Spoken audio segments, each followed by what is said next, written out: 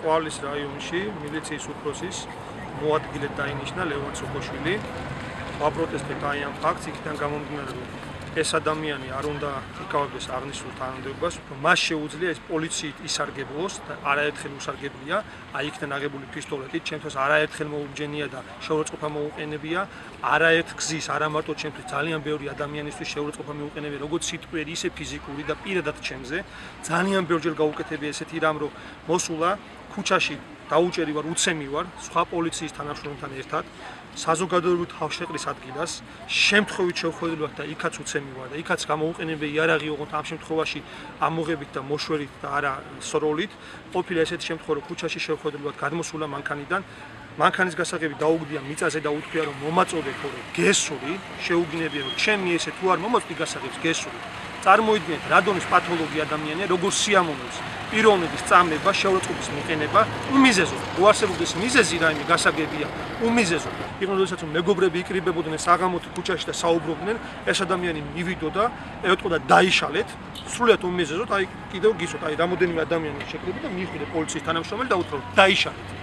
არ დაიშალებოდნენ ეს ადამიანი, გადმოვიდა პოლიციის იარაღის პისტოლეტის ტარით ცემდა. არაერთხელ გაუკეთებია ბიძინა ივანიშვილი, როდესაც ჩამობძანდა ყვალის რაიონის მოსახლეობასთან შესახვედრად.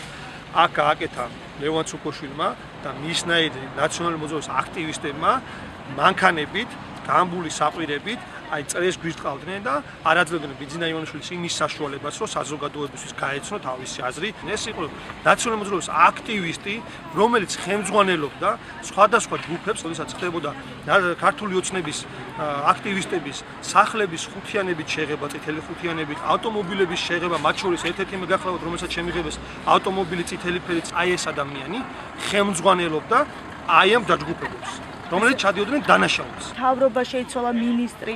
როგორ მოხდა, რომ ის კვლავ ყვარლის პოლიციაშია? ჩვენ გაკვირვებული ვართ ამით ძალიან, ყველა ამ კითხვას ვსვავთ. დღეს ყველა აქ იმისთვის ვართ შეკრებილები, რომ ჩვენ გახლავართ კოორდინატორები, გახლავართ ლიდერები და ჩვენ მქონდა მოსახლეობასთან შეხვედრა და ჩვენ მოსახლეობას პირდებოდით, რომ შეიცვლებოდა არსებული რეჟიმი და დღეს ჩვენ მოსახლეობა გვეკითხება.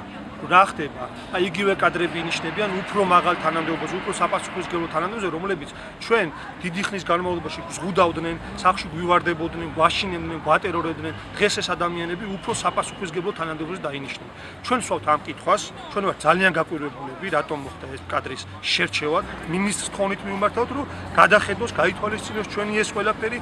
ეს ადამიანი არა მარტო ორგანოში უნდა მუშაობდეს, ამ ადამიანს უნდა ჩამოერთვას იარაღის ტარების უფლება. ესეთი ადამიანი არ უნდა იყოს ყვალის რაიონის პოლიციის უფროსის მოადგილე, რომელიც ქართული ოცნების აქტიურ წევრებს დევნიდა, სცემდა, აშინებდა, იგივეს დაიწყებს, იგივეს განახორციელებს. უკანონოდ დამიწერა ჯარიმა, 400-ლარიანი ჯარიმა დამიწერა უკანონოდ და რომ ვთქარ, რომ შენ უკანონოდ დამიწერე ეს ჯარიმა და არ მოგცემ გასაღებს, შემომახია კურტკაზე ერთ.